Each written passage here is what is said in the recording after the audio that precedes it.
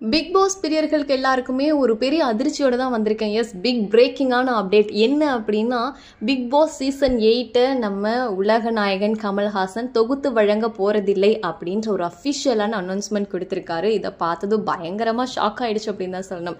S, நம்ம எல்லாருக்கும் தெரியும் பிக் பாஸ் வந்து சீசன் 7 வரைக்குமே சூப்பராக போயிட்டு இருந்தது.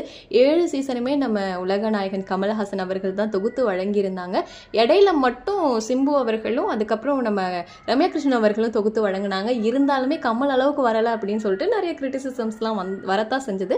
அதுக்கப்புறம் லாஸ்ட் சீசன் பார்த்தீங்கன்னா மறுபடியும் உலக நாயகன் கமல்ஹாசன் வந்து சூப்பராக பண்ணியிருந்தாங்க. ஒவ்வொருத்தர் ஒவ்வொரு மாதிரி சொன்னாலும் கமல்ஹாசன் தொகுத்து வழங்குறது நல்லா தான் இருக்கும். பட் இந்த சீசன்ல இருந்து, அதாவது இனி வர சீசன்ல இருந்து நம்ம கமல்ஹாசன் வரப்போறதில்லை அப்படிங்கிற ஒரு அறிக்கை வெளியிட்டிருக்காரு. என்ன சொல்லியிருக்காருன்னா, எனக்கு ரொம்பவே கஷ்டமா இருக்கு, ரொம்ப கஷ்டமா தான் இந்த முடிவு எடுத்திருக்கேன். எனக்கு வந்து சினிமாவில் சில வேலைகள் இருக்கிறதுனால என்னால் பிக் பாஸை தொகுத்து வழங்க முடியாது அப்படின்னு இருக்காங்க. அண்ட் பிக் பாஸை பற்றியும் சில விஷயங்கள்லாம் சொல்லியிருக்காங்க. இது நிஜமாவே ரொம்ப ஹார்ட் பிரேக்கிங்காக இருக்குது.